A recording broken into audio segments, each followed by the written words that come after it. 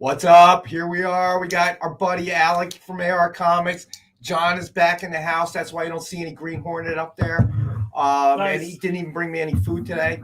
Hey, really Dave, kind of. Larry's here. Larry, what's going on? Oh, it's Lars Man Lars from Man in the remote house. location. Lars Man, I got your email today, and I got to say thank you for sending that very nice email. I am a little concerned that it may have been under the influence, a lot of pain meds. Lars Man or Larry had something come up and obviously an emergency. So glad to see you're okay. Glad to see you've joined the show. Oh, feel better, bud. He told me that he was having his kids run an iPad to him so he can watch the show. Nice. JD Berry in the house. And I mentioned Dave Cerrone. It is rainy. It is cold. It may snow today. And it was 80 degrees the other day. It snowed about an hour from here. 45 minutes snow. It's been snowing here.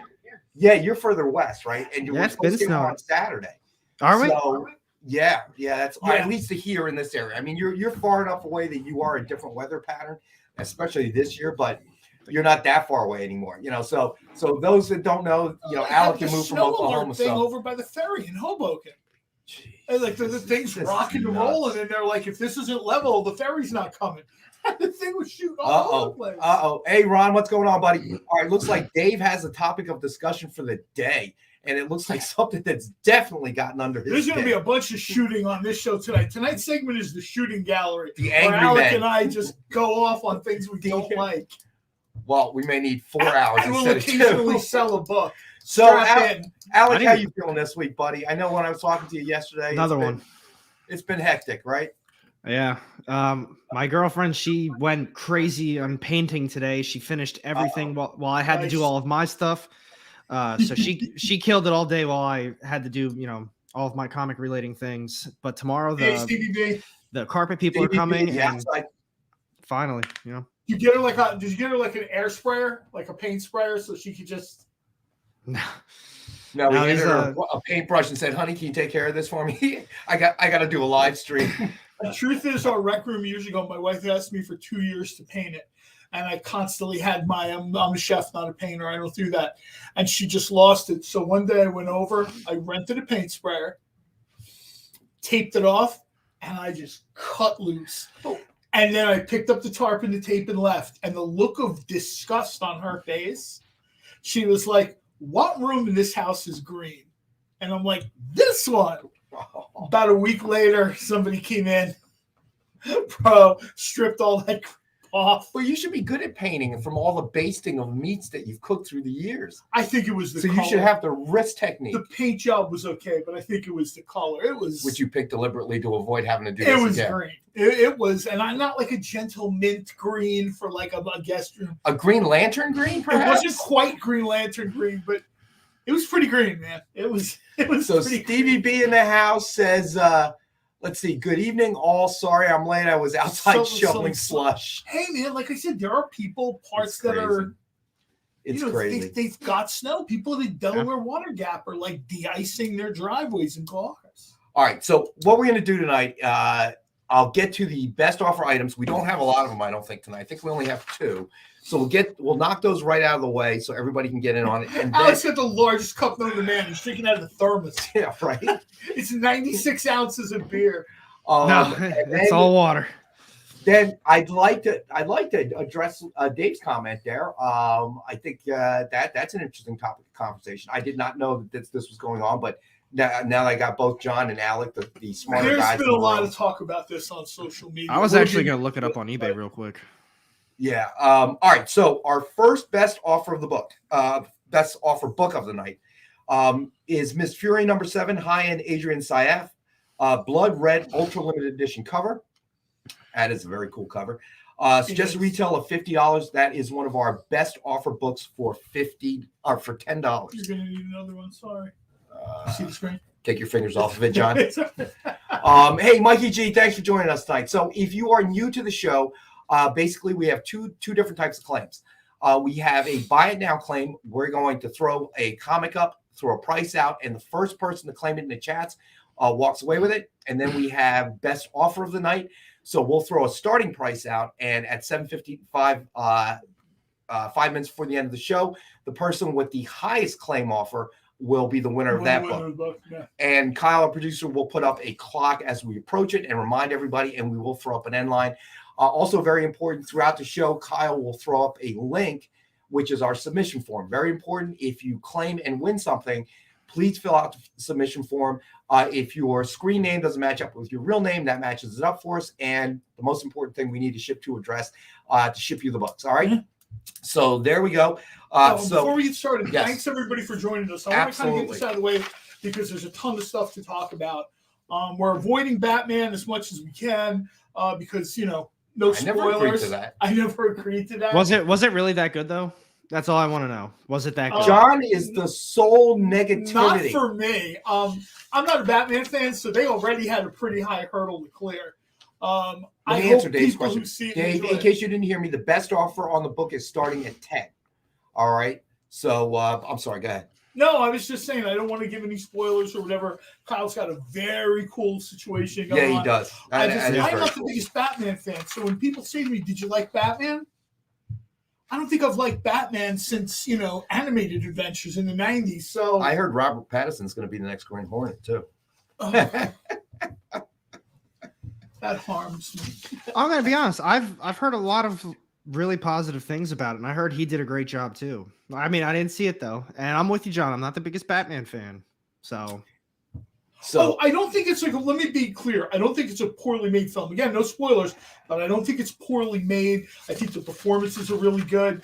There's just, I guess I'm just not a. All right, so Dave, I'm not buying Cedric Diggory as Batman. I'm sorry, I'm just not. I had. That's a.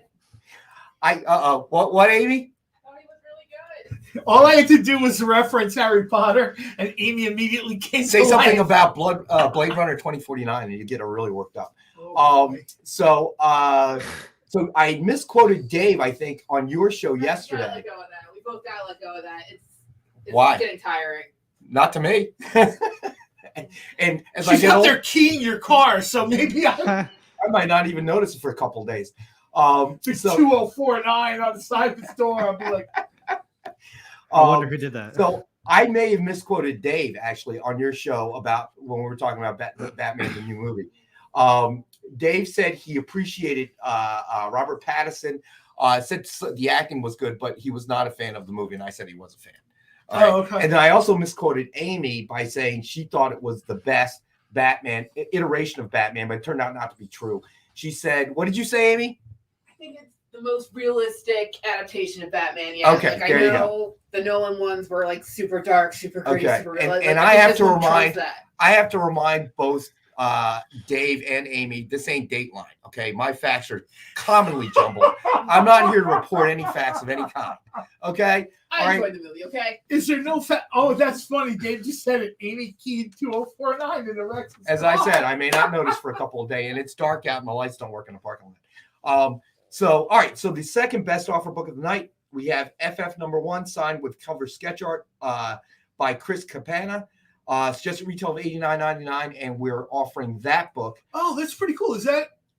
Oh, that's Spider-Man. Wow. Thanos, very yeah. cool. So it is a best offer book tonight, starting at $25. That's all like right. Future Foundation Spider-Man, right? It I think actually- it's like a white, black cover. It's a little different than the cover sketch art, and you really can't pick it up on the screen there.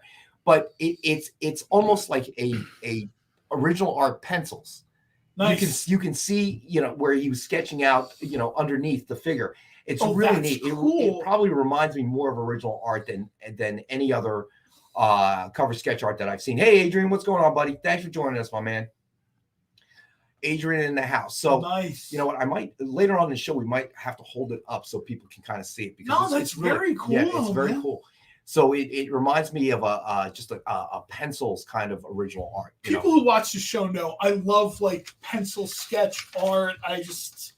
I think, and I don't know if it's because I'm old and I've seen decades of comic book covers. I love everything now. I love cosplay covers. Right. I love the variants. I love the metal cover. Anything other, and I feel bad saying this because the work is beautiful, but give me something other than just a regular comic book cover because I've got like 50 years worth of those Yeah, that's in my true, too. house. All right, so Joel is Joel's in. on the board. I don't All blame right, you, buddy. Man. That's a nice It's a book. really nice piece. We've got to hold it up later. So Joel is in at 25. Start us off. Thanks, buddy. So do we want to tackle what Dave was talking about? We will. Also, I'm what interested we'll in try to talking do about is Well, new comic book day. We want to do new comic we'll book do day. new You know what? I'll let. Welcome to the shooting gallery. We need like a graphic for this. Big bullseye. I'll let Alec go first. What he liked, what he didn't like, what Fair worked, enough. what didn't work. Is it a wraparound cover? There was you a guys lot talk. this I'm week. going to see if it's a wraparound cover. There was a ton of books this week. Yes. Sadly, I didn't get Evil Ernie 4. The shop didn't have any more of them. Send me an email. I shoot an know, email. I know. I literally just had one in my hand, dude. Because I found literally did. I found the Then it back issues for disappeared. 2 and 3, and I was like, all right, cool. I found those. So if I find 4, I'll grab it. But they got bought up right away. Marvel had a ton of new ones this week. The Punisher was a brand new series. New Spider-Gwen. Oh my gosh. It was the Spider-Gwen multiverse, right? Or whatever they did? They called it Gwenverse. Gwenverse. I haven't read that one yet, but I know there's Captain Gwen America or whatever. Basically, there's No, it was Thor Gwen. it was Thor. Yeah. It was cool though, but There's Thor Gwen. Oh, and So- the biggest thing from Marvel this week for me was Captain Carter. I actually didn't pick that up. I love the fact that this thing sort of just grew out of an idea and a conversation. Then it was in a What If cartoon, and now it's Captain Carter. And there's pretty good indication that it's going to be in at least some appearance she'll make in Doctor Strange in the Multiverse of Madness. It seems that way. Yeah. Somebody broke down one of the scenes, and you're looking, and everything's going on in the background, and somebody locked onto the shield. And at first, you look at it as Captain America's shield. Right. You're like, okay, but no, if you look at it, it's Captain Carter's shield. So real quick, just to answer Ron's question, it is not a wraparound cover. So the sketch is only on the front cover, Ron. Let's see. Joel, my LCS sold out on the Punisher cover with the hole through the armor.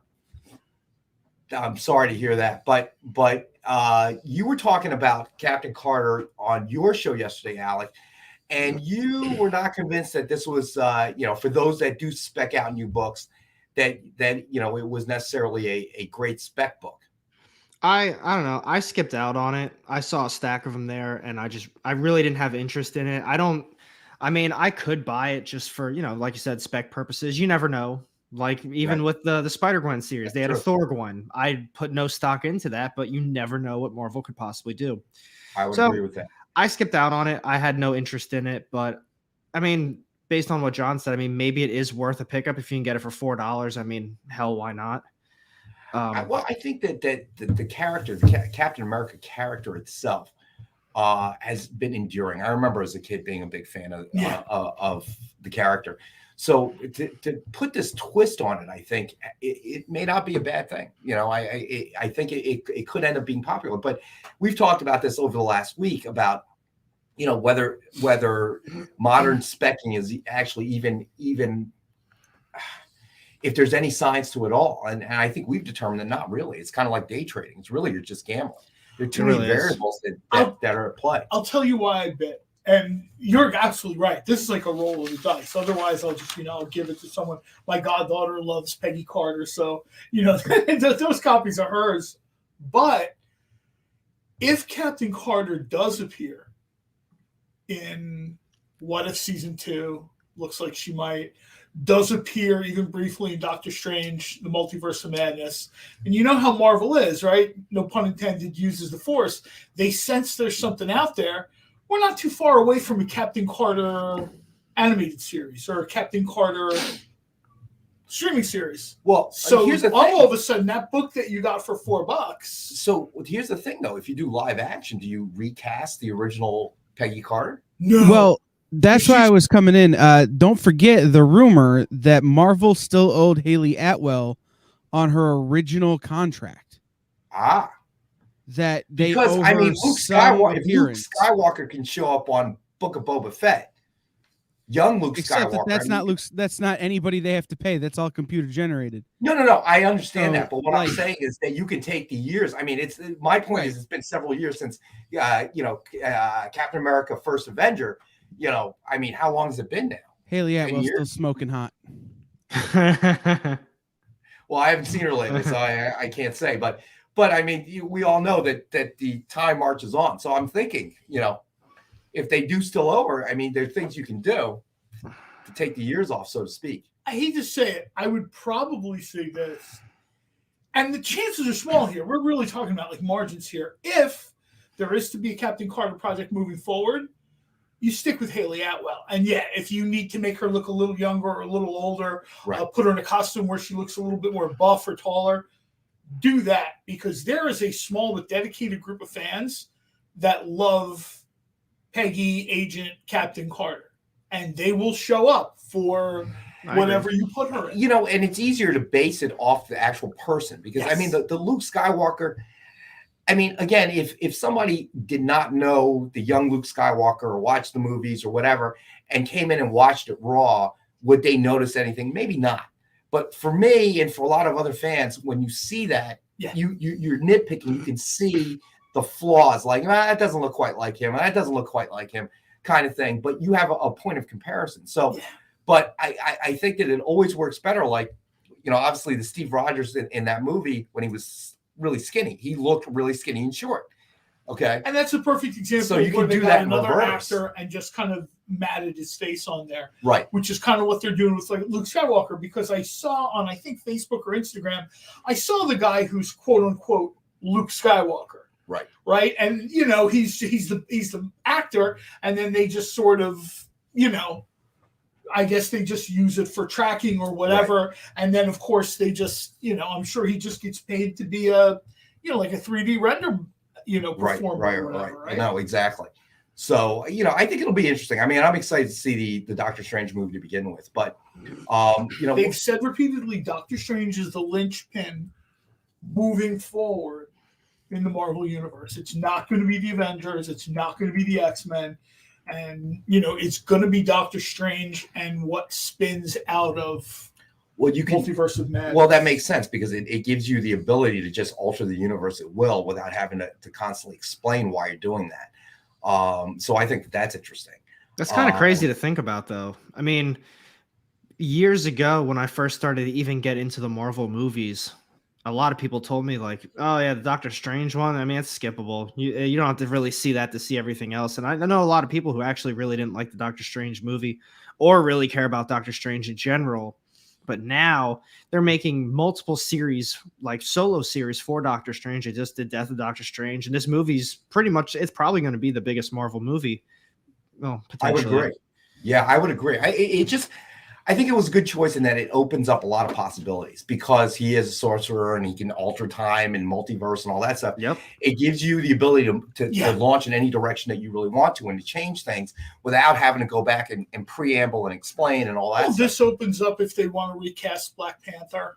Exactly. One of the real serious sort of things I saw, ideas that were floated around, I don't think it'll come to fruition, was they were going to recast Black Panther as Michael B. Jordan from a universe where essentially he's not evil. Oh, I got you. Killmonger, but he's not Killmonger. He's just, Chala dies and then he takes over. Right. I don't know. Michael B. Jordan is a big box office star. I don't know if this guy kind of wants to get into that. I mean, this guy does some serious, No, I mean, I would agree with that. What's interesting is that now what we're seeing in movies, like, put a mat on the guy's face, it just reminded me of Running Man with Arnold Schwarzenegger. Remember that? Yeah. Yeah, when they did that, they had to kill the character or they had to kill him in the game show. Yeah. And they just, use somebody else to mat his face. It's amazing. Well, Adrian's saying it right here. Mocap, work a bit on 3D design. Unreal Engine 5. I couldn't think of the name of that, what the suite was they used for that. And you get young Luke Skywalker. And essentially that's and I actually read people talked about that for Black Panther too. And they ruled that out pretty quickly. Literally just using a digital Avatar, I guess, a I Chadwick think- Boseman. I don't want to be disrespectful here. I'm just trying to think of a Well, way I to... think maybe that's why it didn't happen. Is because I think people would have kind of felt like it was a little disrespectful. It's one gotta thing when be Humphrey horribly- Bogart is selling me a Diet Coke. It's another thing when a guy passes away like a year ago, and we're still going to keep making the movies. Really? Well, not only that, I mean, it's got to be horribly expensive to run an entire movie with the main character like that. You know 2.5 what I mean? hours. Yeah, and that's got to be, at some point, it's got to be cost prohibitive. All right, so let's get to another book real quick. All right, segueing back to Batman, because I know it's John's favorite I was going to say, character. do we have a Black Panther book up here we could do? We're just talking about Black Panther. We don't, because our conversations just drift wherever we go. All right, so we we go got back we're talking about little children. Go ahead. Batman number 90 Encore edition signed by James Tinian IV. Suggested retail of $49.99. Tonight we have it for $29.99. So that is a Batman book, John's favorite. Cool. It's a cover where he's brooding. I haven't seen that. He's usually such a happy guy. He's a half-dimensional character. So, but yeah, let's tackle what Dave brought up. I was talking to Dave. I call Batman the inferior shadow. I think on weeks where we're gonna have a lot of Batman, John needs to go to Wawa before the show and get a couple of pretzels. Maybe some cheese to Kyle calm got me his really demeanor. good this week on Facebook. It was great. I said something and he was like, "You were a Wawa for pretzels." I'm like, "Yeah, I was." He put that he had stopped at Wawa so that he could take the obligatory picture and complain about fuel prices on Facebook. And I go, "Don't lie, you're there for the pretzels." Yeah. But Which is why Those pretzels are good. Yeah, the pretzels are good. Well, man, I They're hate real to good. say it. Everybody needs gas. It's $5, $6, $8, $11, $13 a gallon. At least I'm going to get a pretzel. If there's any upshot, I'm going to stop and get a pretzel. I wish we had Wawa just for the pretzels. Their pretzels are very good. Yeah, if you come and visit, Kyle, here's a helpful suggestion. Do not buy the pretzels that you find when you come to a street light and a red light. My God, no! When I was a kid, I used to love to get those pretzels. in So the city. when I come visit, Now- John's going to tell me all these great restaurants to go visit. Be like, shut up. I'm just Absolutely. going to go to Wawa and get sandwiches and pretzels. That's Yeah, it. he'll be telling That's you the way to about do all these it. great places while you're at Wawa picking up your shorty. So Adrian brings up a good point. He says almost thousands of hours of work. All right, but I think this brings up a real interesting point. How far away are we where they'll be able to CG things to a point where everything. it looks like a real human being? And then what happens to the actors? I mean, how far away realistically are we? I used to think, things are way down the line in the future, and then I see They're really not, though. Wasn't one of the Dark Knight movies where the president is virtual? which one? I don't know if it's Dark Knight Master Race, but one of them, I think it's Jimmy Olsen or whatever, screams, or Lana Lang screams, "The president is virtual. He's not real." So And they just got this sort of, they got him doing all kinds of stuff, but it's just all digital. I mean, they do it with animation. Yeah. I mean, I'll tell you right now, something I thought was very cool, and I guess people didn't embrace the style for it, was Beware the Batman. And my understanding is Beware the Batman was all just computer animated or whatever. There was no. But I'm wondering where we are along that timeline where eventually they can make it just seem like it's a live action film, but they're really not live actors. Well, they'll So start. when I started my production company, you couldn't CGI something that looked realistically without also doing the mocap. Putting a guy in a ping pong ball suit and making him dance around. Now I can, on a computer I bought at Costco, make realistic looking CGI in a matter of hours. To do a whole movie would be thousands and thousands of hours. But to, make John look like he likes Batman, maybe only a couple of days. Yeah. So you know who commented on that? Joe Straczynski. And I know we've had some of Joe Straczynski's stuff here before.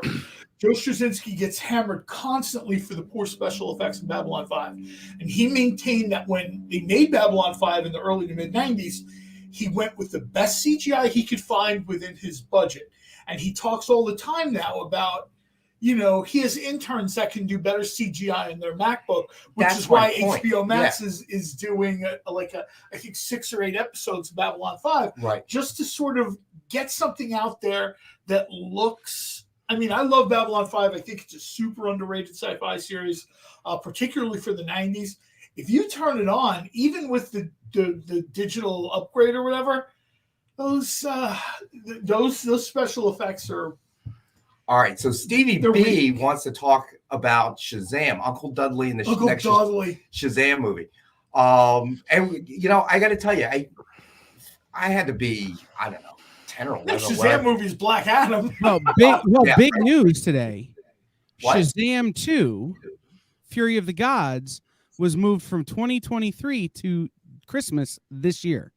Really cool. Yeah. Now that's not something you see very often, where they move up the release. Usually it's pushed back. I think with the pandemic sort of, I don't want to say over, but people are kind of learning to live with it, or endemic, or whatever they're calling it now.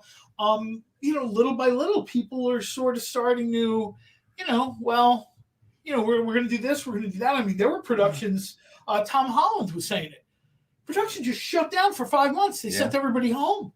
They were, I guess he was doing some movie with Mark Wahlberg. I can't remember the name of it. It's out. But, is it out? Yeah. I saw them doing Uncharted. Like, yeah. The movie they said, okay, no more movie making, go home. And he was like, what? And they just sent everybody home. I mean, hell, look at Morbius. That still didn't come out. That's been coming out for like, what, a year now almost? Yeah. Almost a whole year? It's obviously, you know, obviously the pandemic just disrupted everything in our lives. I mean, you know. Morbius is the new Mutants. How long has it been since? Don't say that. We're Rubenstein. Thanks for joining us, buddy. We waited 3 years for New Mutants, and then I'm like, this is what we waited for? So, I didn't wait for New Mutants. I knew that was going to be bad. See, I didn't know it was going to be bad, but it is bad. But we're Rubenstein. Yeah, I would agree. You know, if the movies don't get pushed back, DC movies looking good. They are looking good. I agree. I would agree with that. I mean, even though I personally didn't enjoy the Batman, let's be honest, it's going to make $300-400 million. And you could take that exact same movie with the exact same cast, turn Batman into Green Hornet, and John would have loved it. All right, it is his personal prejudice against the Batman that creates this. Yes. You know what? I'm not going to get into it because Kyle hasn't seen the movie yet. But no, you would not. And God forbid they were. I've had enough heartache with Green Hornet being misused by certain creators. Misused. Big word. Lars, man, Morbius is the new GNR Chinese Democracy album. Took 13 years, and all we got out of it was a free Dr. Pepper. I'm not salty about it or anything. I'm not salty about it. Do we have a statue for people? Do we have anything for them to buy? We do not have a statue tonight. So you don't have a statue. We do not have a statue. I'll go into Nick's office and find something that'll be fine. Go ahead. You won't mind. Hey, listen, more power to you. Okay. But I will not testify for you during depositions. All right. So you know what? Ron wants to see the next book. Let's do a graded book because I know Ron loves the CGCs. All right. So this is what I was talking about yesterday. So we have Stray Dogs, Dog Days #1, Dynamic Forces exclusive variant by Tony Fleeks and Trish Forstner. Oh. CGC graded, guaranteed 9.8. That's a nice color. And we have one available for $79.99 tonight. I had no idea that the Evil Dead homage was from you guys. I had no idea. That's such a cool cover. So there you go. I did promise you on your show last night that we were going to have a Stray Dogs slab book. So there it is, my friend. You know, because I like you, unlike John. That's why there's no Green Hornet slab books up here, because John has not produced a taco truck yet. And apparently the food has ceased coming. Last couple of times brought me food. I put Green Hornet up. Okay, this time he comes in empty-handed with his drink, his coconut drink thing. I'm going to put you on my taxes as a dependent if I have to keep that. That's okay, as long as the food keeps appearing. I'm all right with that. Why do you not use your Dynamite expense account to buy food?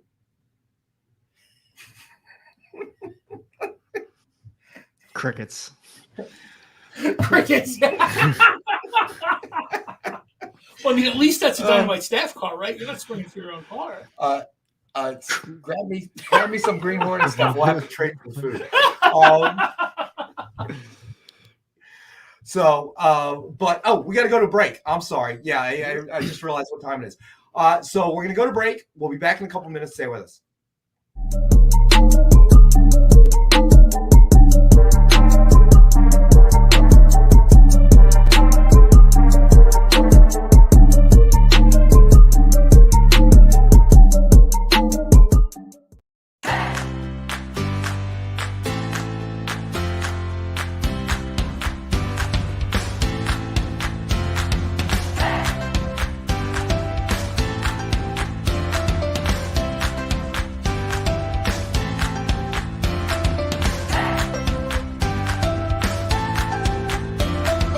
There's something for every imagination at your local comic shop. Visit comicshoplocator.com to find a store near you.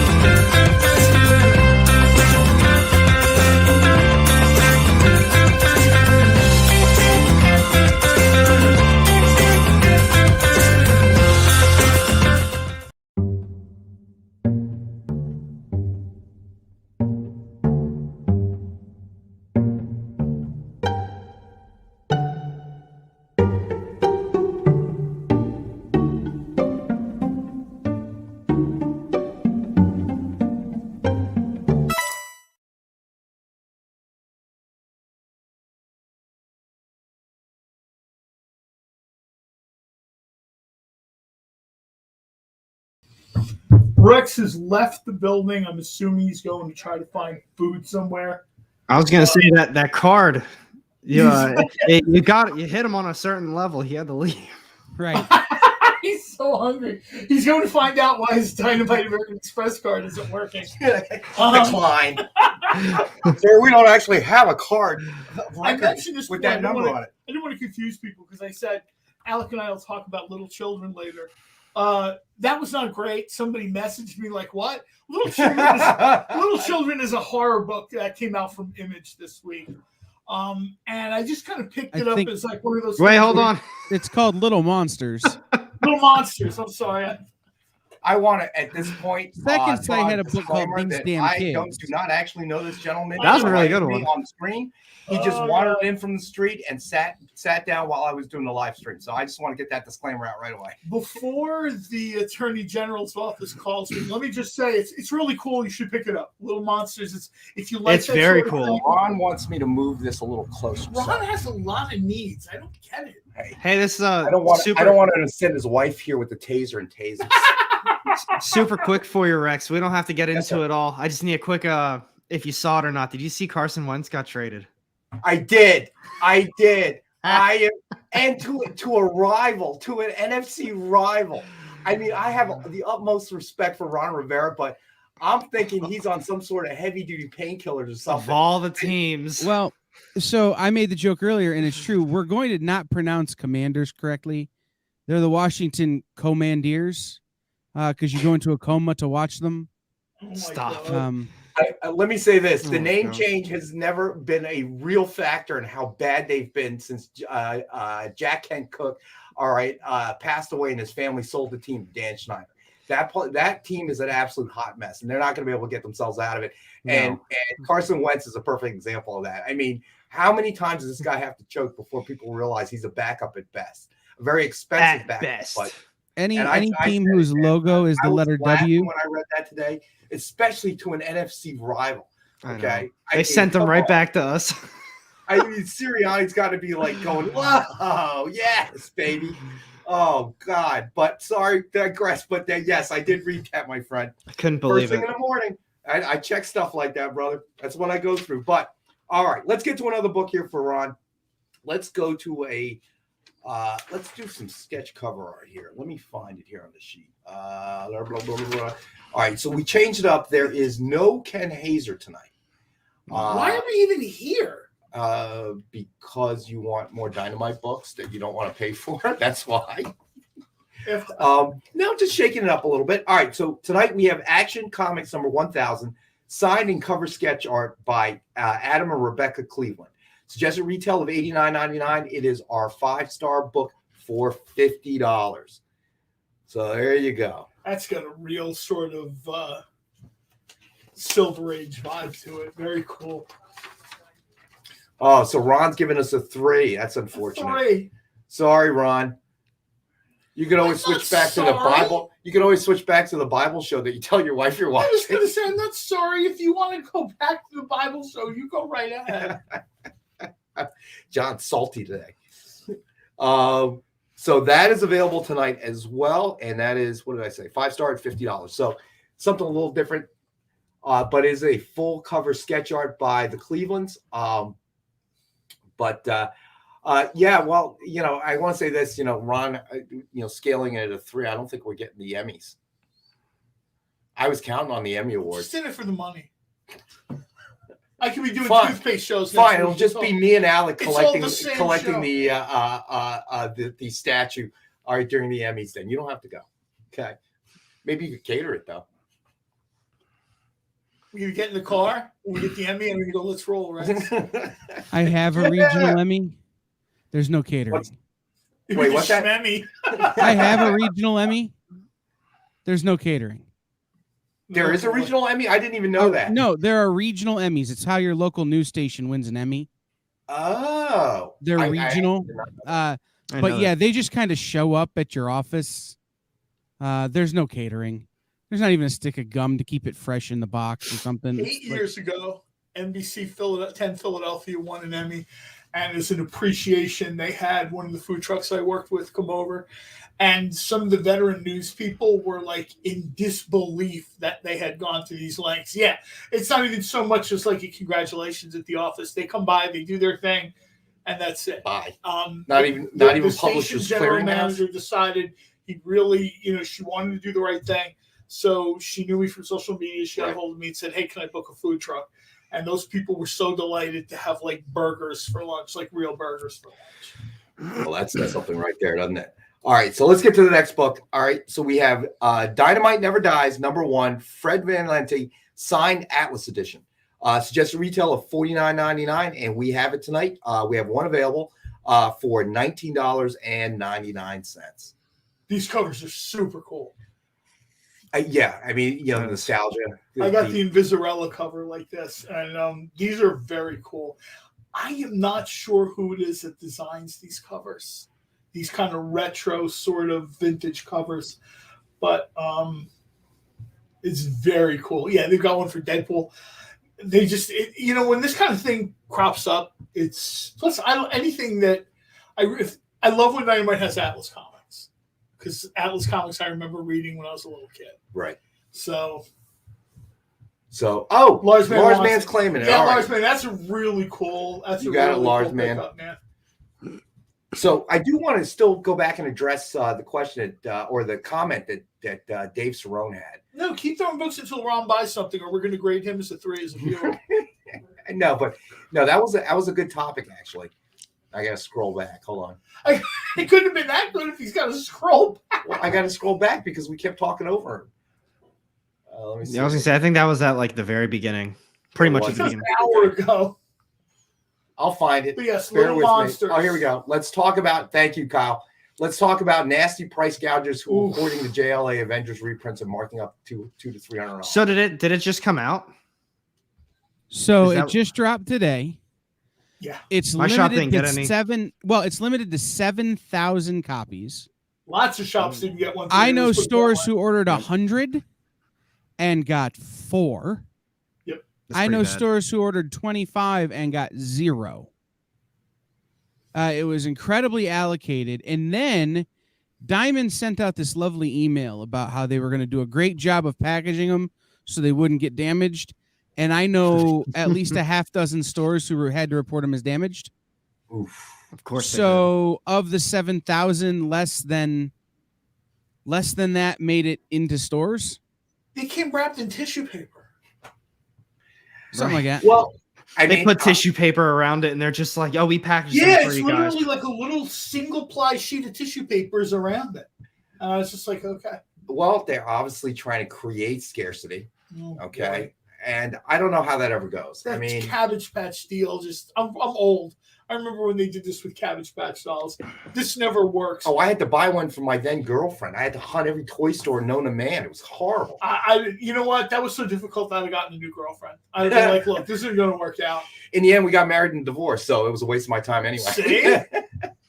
I actually, the reprint book, I asked my shop about that, I think a few weeks ago, and they were like, yeah, we ordered it. And they said, we're not going to get it though. I was like, but you ordered it. They said, yeah, we already know we're not going to get it. There's either going to be an issue or they're going to send it to other people, but we're not going to get one. And that's exactly what happened. They didn't get one.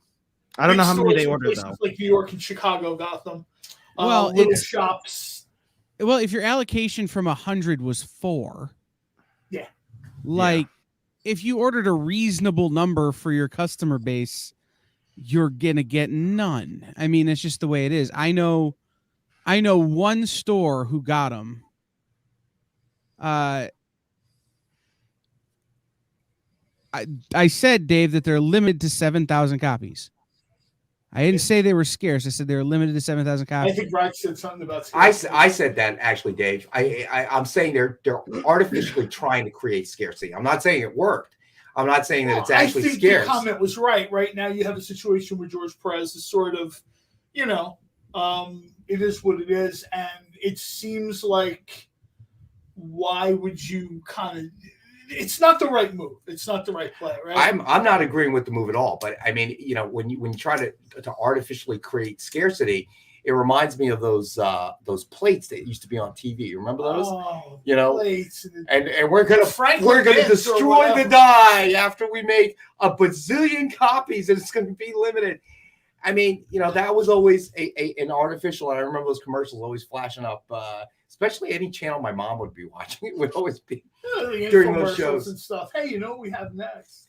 So where Rubenstein brings up a good point, it must be tons of originals from the 90s still out there, and probably is. I got one in my house. Yeah, well, you're not exactly what we would take as a whole of the average collector. No, you are definitely not the average collector, my friend. Ron brought up a really good point about Fred Van Lente, though. I've told my Fred Van Lente story before. Nick decided to let him do Magnus, and I almost had a braineurism. I'm like, what are you talking about? But I read the book, and I couldn't believe it. It was like one of the best Magnus stories I've ever read. So, Fred Van Lente, this is a guy with like a broad spectrum of skills. Novelist, comic book writer, just like a serious quality storyteller. All right, so Ron wants to see the Mega Kit, so we'll do the Mega Kit next. So tonight's Mega Kit is Sci-Fi Mega Kit, and suggested retail of $350. And tonight we have it for $149.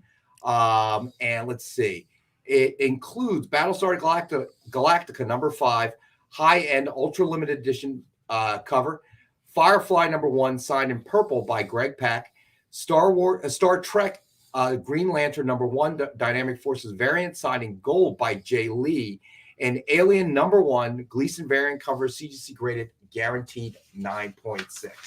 So something a little different, but you'll get all 3 books for $149.99. All 4 books? All 4 books. That's what I said. Oh, okay, I'm sorry. Isn't that 4 books? I thought you said all 3 books, and I was like, no, I thought I said all 4. Is there somebody not getting one? Somebody get me a beer. Clearly, I'm not thinking right. Firefly, Boom just does such a great job of Firefly. Boom just had something dropped last week, I think. A new Firefly run with Kaylee as Captain of Serenity. The Battlestar Galactica stuff that Dynamite did, I can't talk enough about that. I was super happy with that stuff. Star Trek Green Lantern is not for everybody. I loved it because those are 2 things I love. I really enjoyed that series. I kind of loved the whole different members of the different crew members of the Enterprise, different ranks. Really, really neat. And honestly, I can't. Marvel made me. This is weird. I've always enjoyed the Alien franchise. I didn't consider myself a super hardcore fan, particularly. Dark Horse kind of burned me out. Dark Horse did a ton of stuff year in and year out. Predator, Alien, and after a while, they just exhausted me. Right. Hundreds and hundreds of pages of essentially, I hate to say this, the same story. Marvel got a hold of this and decided to do Alien, and I got to tell you, it's really, the covers are amazing. The first kind of 6-issue story arc, whatever. It's definitely been a lot of fun. That nice at 9.6 makes me that in and of itself would make me happy. Wow. Without Ken's workhorse statue, you'll need to sell something, Steve. He's right. I don't even know why I'm here if we don't have those things. Because you enjoy my company. On to the next item. Oh, that's cold-blooded right there. All right, so on to the next item. Justice League Endless Winter number 1, signed by Ron Mars. Suggested retail of $49.99. And tonight we have One available for $29.99, number 19 of only 70 copies signed. So that is available tonight as well. And this is a little bit of a segue. What's the Captain Marvel sketch? All right, Adrian, we'll get to that one. We'll get that in a second. Justice League and Legion of Superheroes, I think it's number 3 came out. And I think it's okay at this point. I've given him ample opportunity. And I think it's fine to just say, I know we have some of this other stuff here, but at this point, I would be willing to kick in. I'd have to check and see what the market's like. I might be able to come up with 5 figures to get Brian Michael Bendis to stop ruining the Legion of Superheroes. I love the Legion of Superheroes, and he just doesn't understand the book. And it's fine. The guy's done amazing work. He, go home and enjoy your props. You're going to make this a tough segue. Stop ruining Legion of Superheroes. Just don't do it. My favorite DC character is the Green Lantern. My favorite DC book is always Legion of Superheroes until, he decided to do the ultimate redo of that book. And no, stop doing that. That being said, go check it out for yourself. Don't. All right. So I lied Alec and because when we don't like something, we always urge somebody else to go say it. Yeah, I mean, it's a matter of taste. But I lied. There is a Ken Hazer book. And cool. I gotta thank Adrian for asking about it. Nice. So it is Mighty Avengers number 1, blank cover variant, signed by Greg Land, with a Ken Hazer Monica Rambeau cover sketch, also signed by Ken Hazer, as you can see in red. Nice. So that is just retail of $89.99. Tonight we have it. One available for $69.99. Yes, Dave, that's exactly right. The other problem with the precipitous drop-off was you had Mark Waid do Legion, then you had Paul Levitz do Legion. Right. And then we had a little bit of a break, and then, Bendis decides to do this. I wish he would have just done more powers. So, all right. So Adrian is going to claim that. You got it, Adrian. Good pickup. All right, my friend. You got it, buddy. So the best part is if Brian is watching the show and he weighs in. That'll be interesting. Who do you think you are? I created the ultimate universe. That'll be interesting. Adrian, I got you, buddy. Yeah. The Mighty Marvel, I got you, buddy. So that one is yours. So all right. So I feel like at this time it's time to issue the disclaimer. Neither the experience nor its sponsors authenticate the views of John Cole as it relates to Superman or the Legion of Superheroes. Absolutely. I don't know, Kyle. You better be careful. Next barbecue competition, you need some advice. John might not be there for you with that disclaimer. We don't need John. Yeah, Ooh, throw sure down. No, he sent me pictures of ribs. I don't Hey, know. You showed it. If this was something else that was a little more gourmet and less cooking meat with fire, I'd be there like, John, I need your help. Cooking meat with fire, I'd take anybody. Here you go. I'll tell you a great show we could throw up on the experience. A John Cole, okay, and Kyle barbecue throwdown. That's not a show. That's just a fun. I'd watch it. Brewery parking lot. And Alec and I will be judges. Okay. Maybe this one's worth flying Robbie in as well. Do we have a copy of the Red Sonja board game that we can offer tonight instead of statue? I do not. I don't know. I be honest with you. I don't know if we have any in stock. Two things. Let's find one for the next episode, and let's find a second one for me. I also saw something that I didn't know you guys had. They were Fallout trading cards from the video game. The video game. Fallout. Oh, yeah, Fallout. I missed that part. Yes. That came out a few years ago, I think. Yeah, I saw the ad on one of the. I can't remember what book I was reading. I was reading a Dynamite book. It was on the back of it, and I was like, "Get the hell out of here!" I didn't even realize I had that. That's what happens when you're around for a long time, my friend. You end up making a lot of stuff. Trust me. So let's see. You pick a book, Alec. All right. Let's see. You don't have to pick nothing. Okay. You want to pick something? Taco truck. I'm looking at this one only because I personally want to see what it is. The Dracula 3 signed. Well, I need John to cough up my Draculina, list. I think it is. Give me that. Oh, is it Draculina? Oh, it is. Wait, no. It is Draculina number 2. No, I saw Dracula. I thought it was Dracula 3. Maybe I'm going crazy. I think I was going crazy. Wait, the complete Dracula number 3 signed by Colton Worley. Yeah. Yeah, that's the one you're talking about. Maybe I'm not crazy. Yeah, the complete you're Colton not Dracula. Worley did a great job on this. Well, Colton Worley not did a any great crazier job. than the rest of us. So it's the complete Dracula number 3 signed by Colton Worley. And we have one available for $18.97 the year the original novel was published. And Ron, I am looking real hard at see if we have any shadow statues. Obviously, if they're going to make it, that's going to take some time, several months, as a matter of fact. If I know Even the black and timeline. white. What's that? Even in black and white with just the ruby red ring and the Well, it's star. just a timeline. You have to sign it. They have to make the die, then they have to manufacture it, and then they have to ship it to us. And so the lead time is always several months for any new projects. But if there is one in the back, I will find it, my friend.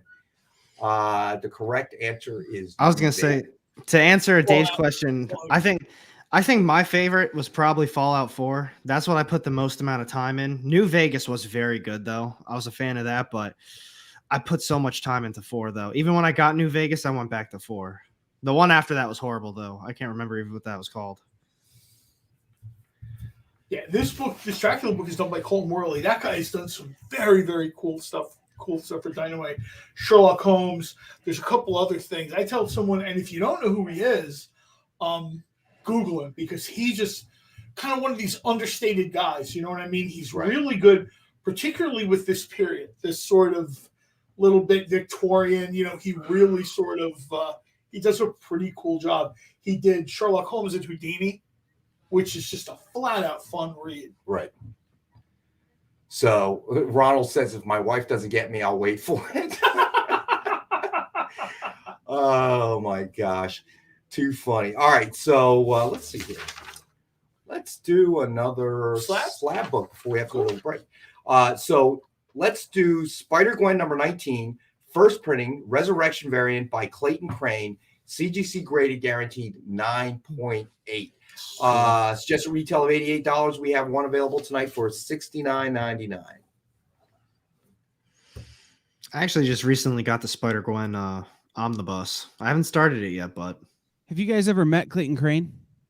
I have. I have not. I am not. He does this really cool thing where when he signs a book or he sketches on a book, where he puts his thumbprint on the book to prove that it's authentically his work. I didn't even know that. When he does a sketch That's cover or a very remark. cool.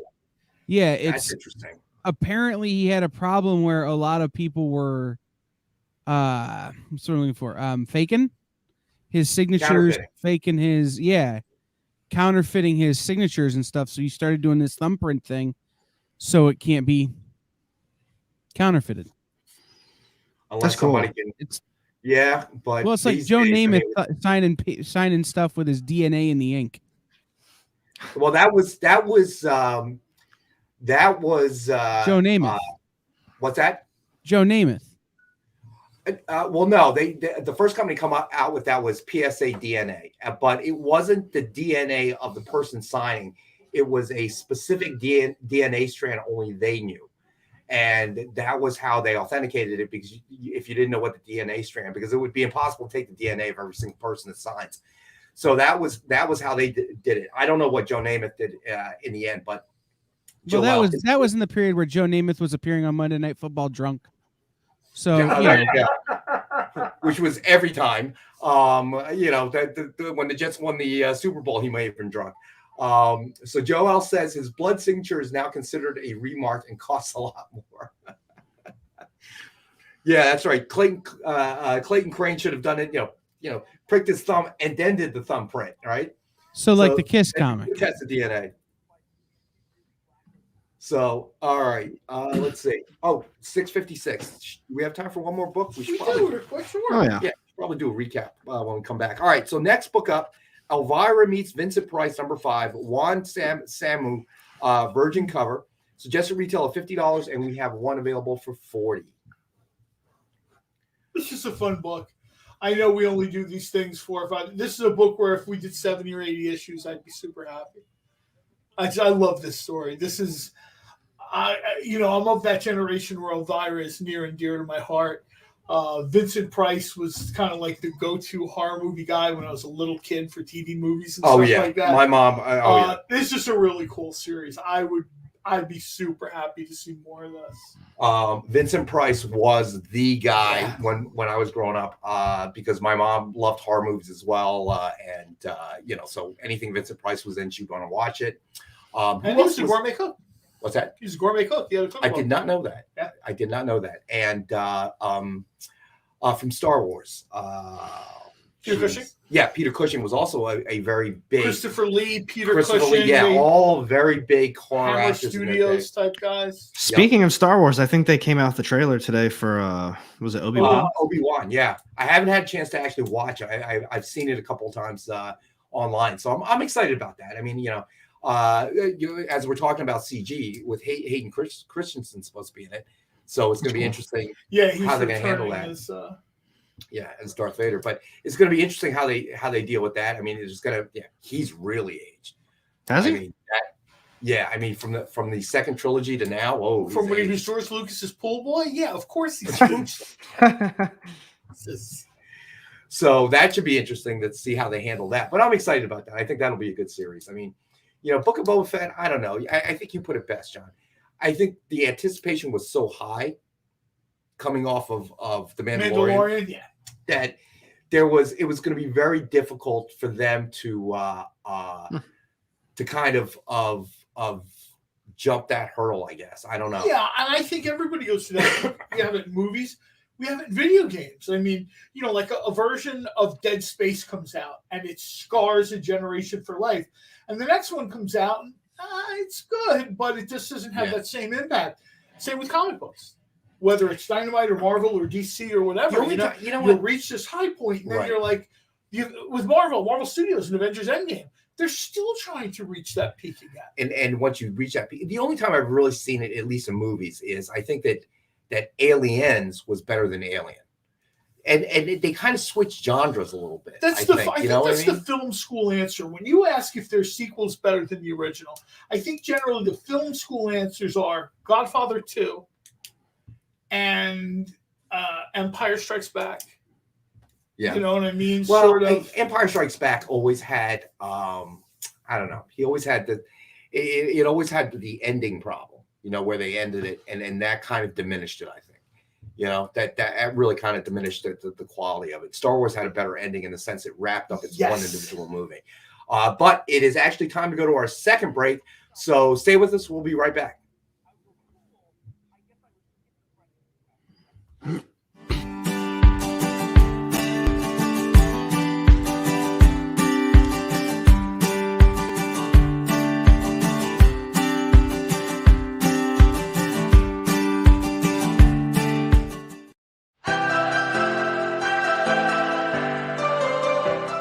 This is The Experience.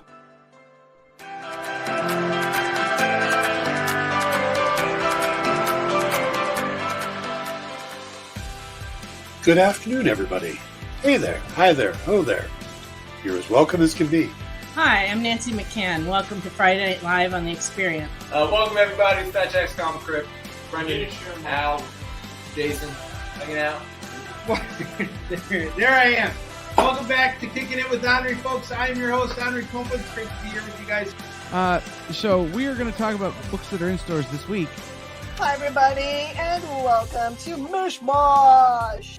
Hello, and welcome to the Black Comics Universe, presented by Peep Game Comics. And you gotta love it that the first people in the minute to skim it are creators. Up, everybody! Welcome to another Wednesday Warriors. My name is Joey Galvez, and this is my pal Ambrosia. Hey, everybody! Welcome to Space Cadet. Hey! What's up? Welcome, everyone, for another episode of I Must Ask You a Question. Hi, everybody! Welcome to Nerd News Now. Hey, this is Rex. Welcome to Comic Collectibles. Hey, hello, all you happy people. Welcome to the Dan Wickline Show. Hi, everybody, and welcome. Is the crazy show that we do on Thursdays called What's in the Box? What's in the Box? Comic culture and sales.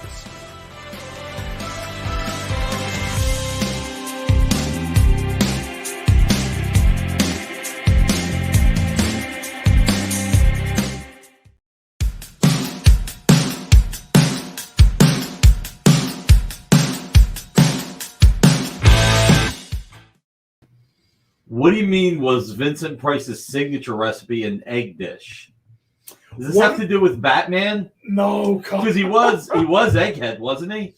He was Egghead, which is where I think Stevie B was going with that. If you actually, Vincent Price did a bunch AR! What's going on, man? I'm here. You were here and you left. He bailed I out. thought you left me. I was Hey. starting to feel separation anxiety. What's going on? How's it been? It's good, man. It's good. We're about to we're going to talk a little bit about art, but I see Vincent Price. We're talking about eggs. I was curious where everything was going. Were we doing an Easter hunt? What were the Easter eggs? Adrian, how are you? Let's see what Nick has to say about the George Perez book. Which George Perez book are we talking about? Ronald, You're going to want to Howard? walk away from that topic. Nick. JLA Avengers. I have not seen it because I didn't get a copy. You want to read mine? You have a copy? I do one of the original copies. Oh, the original. Yeah, I've got the original 4 issues too. So, JD, Ronald, how are you guys? Speaking of George Perez, Tell me he's in your office. That would be great. yeah, right. We're going to talk about Comic Link for a minute, and Comic Link has an auction tonight, and it ends starting at 8:05 tonight. And we have our original art Fridays from 7 to 8 on the Experience, but Comic Link has become our first sponsor.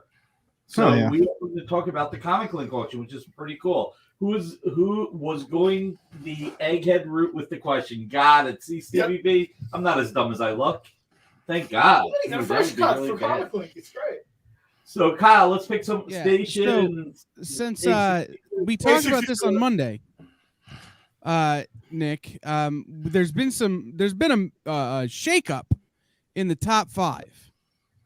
And I'll be honest, personally, I think it's the right shakeup. This is the new number 1. Yeah, it should be. Don't get me started. I would have to. Last I looked, it was at $102,000. It's still at $102,000. Did you not see that? What did you say? It's still at $102,000. I've got a bet with you. Remember Will Gabrielle? I don't have a bet like financial bet, but he thinks that this is going to go up a little bit. I think it's going to go up to as much as $150,000, and it might even be more. Look, you've got an hour and 3 minutes. Yeah, you've got the classic. This is the most classic image you've ever seen in comics. You've seen it in the Silver Age, Superman holding Lois Lane. You saw it on Crisis on Infinite Earths #7. It's the whole Jesus Christ holding the dead character. And it's just, I think it's, look, God bless. Comic Link has some great art tonight. Killer art tonight. There's a lot of heat around every character on that cover right now. Just throwing that out there with some of the things that have been announced recently. So I think this bumping up to 100.5 is probably a safe bet. But second on the list, holding steady at just shy of 100 is Tales from the Crypt 39. That's so cool. Golden Age EC, 1953, Jack Davis cover. And well worth every penny. Oh yeah, and then we get into 2 pages that the fact that they're as old as they are is making me feel old. We have the Mcfarland Wolverine currently at number 3 at $54K. Wow, man, people got money, huh? And you know what the funny part is, AR? I think that's cheap. I think that's going to go for 80. Yeah, people got a lot of money. I don't have that money. Right. No, for this splash. Makes two of us. Right. I mean, for this splash from this book, I think you're right. And then we go immediately into another McFarlane page, which has actually jumped up from our from Monday night up to 43 large. This is from Spider-Man 303. Now, just to make everybody aware, we're showing you the top 5, but there's plenty of art that's far more affordable. Oh, absolutely. So I actually signed up and placed a bid on one of the very affordable pieces which I was promptly outbid on, but I felt good about myself for all of 10 seconds this afternoon. There you go. When we were prepping this, I was a Wolverine, or not a Wolverine, a Hulk bust sketch. But then rounding out the top 5 is this John Buscema Silver Surfer page. Yep. There actually is a lot of affordable art on there. Oh yeah, there's a ton. Yeah, you got to go to comiclink.com. Let's make sure we promote them right. Comiclink.com. And 62 Lefty. Yeah, they've shown a lot of comics, and they still have some comics to go. So don't worry. Just we've got our first sponsor, and we want to give them a little bit of time. And thank you, Kyle, for popping that on. But this Buscema Silver Surfer fighting Spider-Man is really rare. So let's see. One that wasn't even in the top 50 when we looked at it the other day, but is now in the top 10 is this Rob Liefeld New Mutants page. Yep, New Mutants 100. And it's a beauty. Signed by this signature looks familiar as maybe someone whose signature you've been able to get on this show if you're paying attention. Yep, Fabian Nicieza. Yep. And you've got Cable, Shatterstar. You've got oh god, I know you've got Cannonball. You've got Domino. But was her name Boom Boom? Yes. Oh, I don't remember. That sounds right. I got it right. Boom Boom. Sounds right. What was that? Nick will pay half our bids. If that's the case, I got like 7 or 8 pieces I need to go bid on. There you go. No, all right, there's another piece that is worth noting. Mike Grell cover art doesn't come up for auction very often, and this is as iconic a piece as Mike Grell cover art ever. Warlord number 29. Look at what Ronald said. If I think about opening the Comic Link website, he doesn't even want to finish the sentence. No, it's because his wife already killed him. Yeah, right? His computer will kill him. His wife has an automatic program in there. So AR's got it right. And a lot of these have been from the 80s and early 90s so far. And before that, this is a piece from 2019. It's the newest piece in the top 50. Cool. Which is Year of the Villain #1 variant by Ryan Brown. Yep. This is painted. So it actually, what's cool, and I didn't know this, and this is something I'm learning, it comes with a clear piece of plastic, like over the top to protect the paint. The acetate, right. The acetate overlay. Yeah, which is super cool. I'm looking at a really cool Spidey one right now, too. They actually have really cool stuff. Then Nick sent me this because I think he knew it'd make me sad that I can't afford it. It makes both of us sad that we can't afford it. Hellboy. And so I don't remember which book this one's from, Nick. It's in the email I sent you, I think I put you didn't say, you sent me the info on the next two, but you just left this one off and it's just Hellboy. I'm a goof. I can't remember, but right. I mean, but this is scary to say this, but that's in the 5,000 range, which is affordable. Right. It's Mike Mignola Hellboy. You can't go wrong with Mike Mignola Hellboy. No, it's beautiful. And I think Nick and I will probably talk more about Mike Mignola art that's for sale Friday on the Original Art Show, because there's another Mike Mignola thing happening as it relates to Hellboy. Yep. So we'll talk about that on Friday. But we also have this is Batman. All-Star. All-Star Batman. Jim Lee. And listen, you can't have a great auction without Jim Lee. And it's true. This is a killer page. Again, look, this is Comic Link's featured auction. They do one featured auction every 3 months. After this, they have focused auctions the other 7 months of the year. They actually take December off. But they have 7 focused auctions, which has artwork for any budget. But the featured auction is more high-end artwork. So this Jim Lee, believe it or not, it's again in the $4,000 to $5,000 range, at least when I saw it. Yeah, and that's affordable for a Jim Lee piece. And to answer Ron, the Joker, which is from 2019, is $59.50. Right. Which is not. It's a lot of money, but it's super affordable for the kind of thing you're looking at. in this auction. It's and all then, relative. right, the last piece Nick sent me is the X-Men cover of this is Astonishing X-Men number 19 cover. So beautiful. So beautiful. It is so gorgeous. John Cassaday, look at that. Look at what he did with the characters. Look at the perspective all coming out at you. You've got the Beast, Wolverine, White Queen, Colossus. It is so freaking cool. It is so beautiful. And again, right now, relatively speaking, it's affordable. Look, if it's something you're interested in, definitely check out Comic Link tonight. It's one of those auctions where the time limit is the time limit and it doesn't go over. It's not one of those auctions where if somebody bids in the last 10 seconds, it extends. It's over when it's over, which adds a little bit more drama to it to a degree. It's right, but it also makes, I will say this, is why I like Comic Link auctions, why I've bought stuff from them in the past, is I'm reading what Ronald wrote.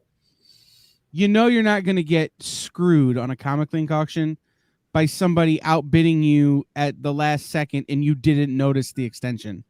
Exactly. Like, you know where you stand on a Comic Link auction. And I just saw this piece. I didn't notice it earlier when we were prepping this.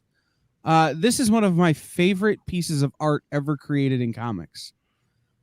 This was the X-Men Uncanny X-Men number 8 San Diego Comic-Con cosplay variant by J. Scott Campbell. I have a poster of this. I have this book. I have this book signed by J. Scott. I've got a couple of different variants of this piece. And right now it's $62.25. If I could convince Nick to pay half of my bid, I gotta go. I'm saying that I think this piece is a $15,000 piece of art. No problem. It is. And it's from Max's collection. Max Right. used to rep Stan Lee, so Right. it's got a pedigree as well. Yeah, you know exactly where it's coming from. You know it's in great condition, and you know where you know all of that. So, No, I Josh love at this Comic piece. Link, Josh and his team at Comic Link have been knocking it out of the park, bringing great artwork to their auctions and stepping up every auction, which is why it's definitely something where you got to make sure whatever you win you love. But it's always great just to watch the auctions and to learn. Thank you for leaving me on this, the piece I can't, my two favorite pieces that I can't afford. And we want to give Comic Link a shout out for for coming along and supporting us and helping us out, and by making Nick and I's mouth water and us sad cry into our dinner at night because we can't afford the stuff we want. So what do we do with this Action 1000? Let's talk about a different piece of art. What do we do with this? What was this? I don't know. Amy, what's the Action 1000 at? I'm still recovering from that J. Scott. Action Comics 1000. That's the wrong one. Action Comics 1000 by the Clevelands tonight. $50. 5-star for $50. Yes, 5-star. All right, you know what? We're gonna have fun. Let's do something affordable. Nobody claimed it, right? No, not yet. All right, $10 best offer. Let's see what the best offer. It stops at $50 though. There you go, John. Start hyping it up. $10 opening offer. Best offer gets it. What do you think, AR? Are you cool with that? I mean, yeah, it's a dope cover and extremely affordable. So there you go. By the way, Nick, Rex wrote it down, but we've had requests for several Dynamite board games. So we'll bring them on. You write your board game. We will bring them on. All right, Lars Man comes in at 15, uninhibited by painkillers. Lars Man jumps us to 15. What'd you say? Lars is at 15. The reason why we can't sit around the table and play is because I always lose. So I don't want to lose in front of a crowd. By the time hundreds of people will watch me lose. It's bad enough when I'm a loser with just 3 other people, but for hundreds of people to watch me over time, they're going to watch me on YouTube, Facebook, Twitter, Twitch, our website. I'm going to be a loser to so many people. Comic Link is going to watch him play and go, There's- give us a call, will you? There's a built-in joke there, something about you already are, but I'm gonna walk away. We are. Where is this? I think Lars Man is at 15 on this. Stevie B is at 25 on it. Oh, I'm sorry. Am I missing? So we're Literally just came in. I was missing it. And the time it took you to turn and look at Rex sit down, Stevie B bid 25. Yep, I got him, Stevie B. He had a bad day shoveling I'll slush. tell you the board game Dynamite should make. What? The Evil Ernie board game. I was Do like just a horror thinking that, game. John. What? I was That just would be thinking the Evil Ernie tabletop RPG. Yeah, I see something like that. The World of Chaos is, I mean, it's part of Dynamite, but it's its own sort of little. You can make the argument that Chaos is now sort of like the nighttime side of Dynamite universe. All right, so you know what? Let's do a quick recap.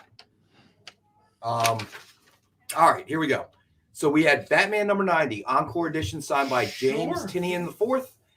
We have one available for $29.99. Yeah. Yep, Joel, there it is, buddy. I'll hold off on the recap until you get a chance to look at it. I was just that's what I was going to say. Just give it a second, sort of. I'm still surprised. I'm hooked on this Comic Link site right now. Like, there's some seriously good cool stuff artwork there. on there. Yeah, Yeah. I didn't even know it Absolutely. existed. Yeah, you get in trouble on that site there. I certainly did earlier. I'd have to go back to work, and I'm not doing that. Like, I'm looking at a Punisher Sell some of 7 your watches. cover, and and the current bid is at $3,700, and it's like, no, I can't. Yeah, they're do not that. playing around. I mean, but they got- yes, absolutely fantastic artwork. I don't know how long Comic Link has been around as an auction house for comics, but it has been quite a while. I know that much. But they do some great stuff. They run some great auctions. Some especially their original art. There's some very rare pieces out there. Yeah, the art's cool. Yeah, no, it absolutely is. All right, Joel. Hopefully, if you want to see it again, let us know. Stevie B says he found a JLA board game in my basement with Marshall Rogers artwork on the box. Oh, that's kind of cool, actually. That is kind of cool. All right, so on the recap, Batman number 90, Encore edition, signed by James Tinian IV. We have one available for $29.99. Let's see. All right, so that is still available. Let's see. Larsman picked that one up, so that one's gone. And then we had Justice League Endless Winter number 1, signed by Ron Martz.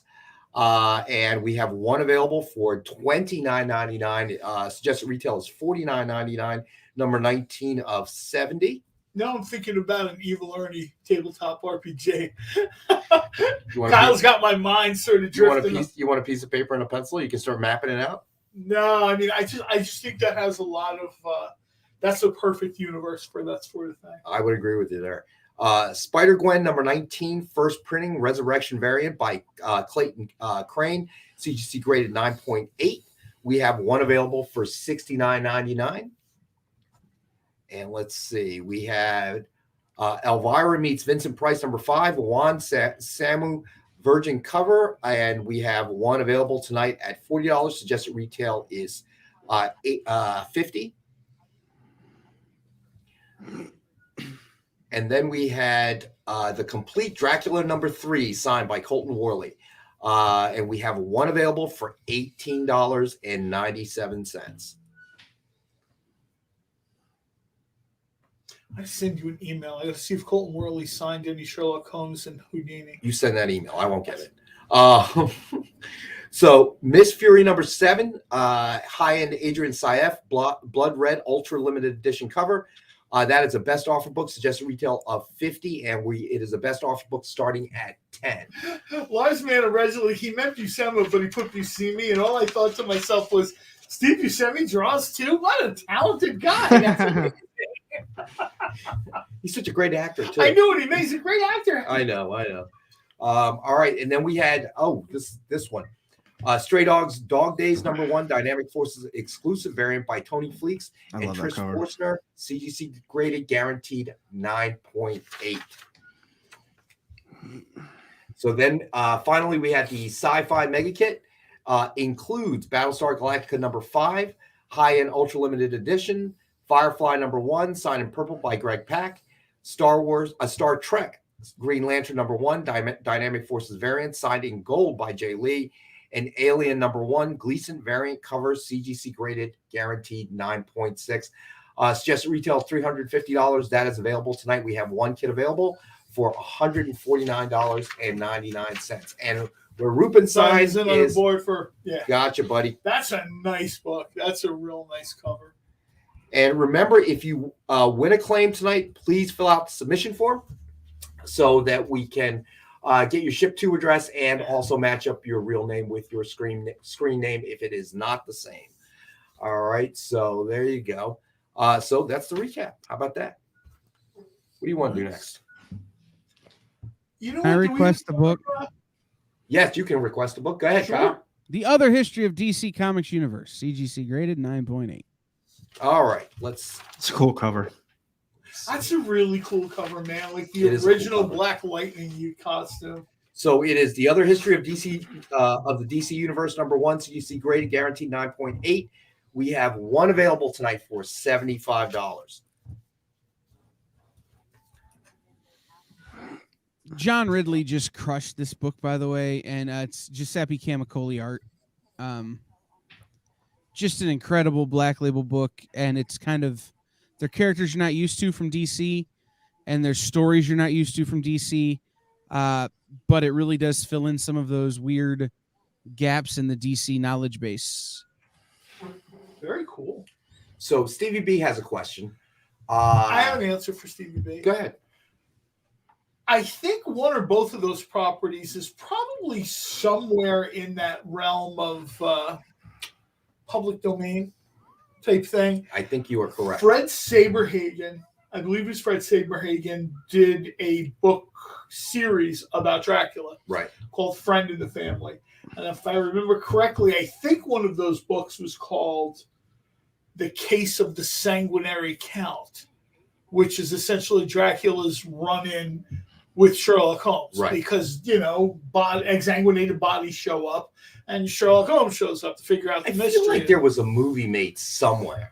You know what? With I that. don't. I feel like that there See, was. the problem is these characters get used a lot. Yeah, they do. You know what I mean? And I guess, again, because it's the public domain thing, Sherlock Holmes gets used a lot.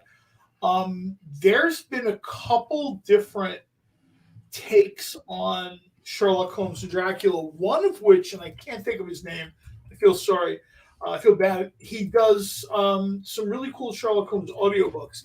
They have a Sherlock Holmes Lovecraft book, which one of the books also features Dracula, a Count character. I don't know if they call him Dracula, but like It was a published in vampire 1978. The Adventures of the Sanguinary Count. Yep. Very good. Wow. Kudos to John. That's definitely a Jeopardy question. So yeah, Stevie B. Now, as far as Dynamite goes, and I'm gonna not to put any words in Nick's mouth, but I'm gonna guess if we're doing a Sherlock Holmes book and we've done a Dracula book, Sherlock Holmes and Dracula isn't impossible. I wouldn't think so, but then He still has to have Colton Worley's number because I really don't want to see anyone else draw the book but him. But he's got to still have his number in his cell phone, right? I don't know. Why are you asking me? Nobody tells me this stuff.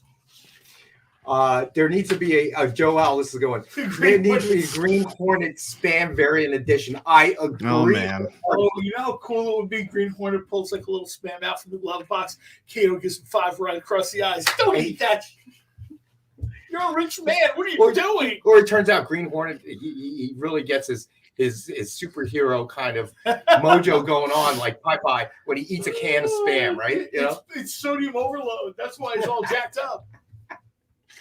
Oh man. Yeah, speaking of food, I actually ate before the stream tonight. It was you've weeks gotten in a far row. along the way. I finally said, "Oh, I got like 2 minutes. I can finally eat something and be good." So, what did you have? Popeye's chicken sandwich. Oh, they're excellent. If only Yo. they had cheese. I gotta see your schedule and what you do in a day that you never have time to eat. No, I don't have time to eat before the show. I eat lunch. Oh, okay. But that's several hours later. I mean, we start the show at Everybody 6. hit thumbs up out there. Did everybody hit thumbs up? What slab book am I being asked to do a special on? Which Let's one, see. Ronald? I believe it was the other. Why did Ronald get a special? He graded the show a 3. Yeah, let's on a scale of 1 to 10. Which one is it, Ronald? Tell us. Oh, tonight's pizza is called the Carnivore. That sounds like a meatloaf. Everybody but Ronald will get this special if he gave us a 3 out of 10. Even if he gave us a 3 out of 5, everybody but Ronald. All right, what do we got that at? That is $75. 75. All right. $59.99 first claimer. All right. But please hit that thumbs up, everybody, and share. Sharing is caring. Yes, Ronald, even you can get it at the $59.99. Yes, even you. So, That's a good cover, though. I like that. Is that Ronald? Is that you claiming that book? The Black no, Book? he's not. He's telling me what it is. Telling Oh, which book it the is. other history of the DC universe. Right. See, that seems to me that now I got to go back and read this because sometimes my eyes just slide over things. But I'd love to see that. Well, this is John Ridley, who's now writing also Black Panther. So, I mean, the guy's really rocking it out. So, $59.99. What do you think, AR? Good price? Yeah, I'd say so. I mean, yeah, it's a hell of a deal. Just to get it slabbed alone, not including shipping, is I think $25. So Is that the Black Label format? Too? And it's a 9.8 guaranteed. Yep. I love the Black Label format too. All right. So if anybody wants it, it is a buy it now. The other history of the DC Universe #1, CGC graded 9.8, and it is a buy it now at $59.99, and we have one available tonight at that price. And what time is it? Oh, we got to go to break pretty soon. Yeah, Dave is right. It's harder to score a 9.8 with the square bound book. Yeah, I would agree with that as well. So 62 lefty in the house. Hey, John, March 2022 previews has a Green Hornet prose anthology from Moonstone. They do. I ran into Moonstone. 62 lefty, as if John didn't know that already. No, I'm glad that he brought it up. I did not know it was in previews. Moonstone has sort of been one of those people that have kept the Green Hornet thing going outside of Dynamite, of course. But in book form, and they've done some really neat stuff over the years. They just recently are getting a little bit more exposure because they were in a Kickstarter. They did a Kickstarter for one of my all-time favorite properties of anything, and that's Carl Kolchak, the Night Stalker. Dave Avallone has a story in that book, and so all these sort of pieces came together. And when people start peeking into Moonstone, one of the first things they find is the Green Hornet. Gotcha. All right. So and some of that stuff is really good too. I'm not going to say I've read everything because there's a lot. Moonstone really vibes like the old pulp novel type thing. They print a lot of stuff, but what I've read from them is good. It's very good. All right. For me, it fills in the gaps between when Dynamite publishes something Green Hornet and when they make a grievous error of not publishing anything Green Hornet. And on that note, it is time for our last and final break. Ron's claiming it. Gotcha, Ron, that's a really cool book, man. I think you're going to be happy with that. All right, hold on a second, Ron. I just want to write you down before we go to break. All right, I got you, Ron, for the other history of the DC Universe. Animated movie. It would. That would be a cool animated movie. Hold that thought. Other history of the DC Universe. Hold that thought. We'll talk about it when we get back. All right, so it's time for our last final break. We'll be back in a couple minutes. Stay with us.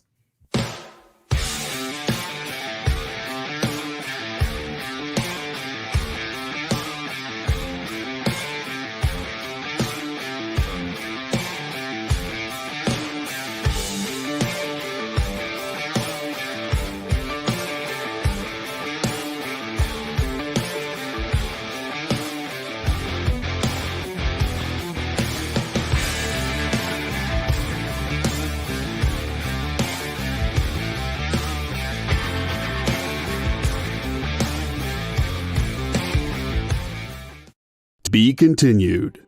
3 little words that hold the secret to the next great story. 3 words that will thrill you, confound you, give life to new possibilities. Every variation of To Be Continued is a promise of adventure, a promise of excitement, a promise of unseen wonders and unexplored worlds. A promise that every issue you read makes you a part of a never-ending journey. And behind every page, there will be an unopened door waiting for you. This story to be continued at your local comic book shop today. Visit comicshoplocator.com today.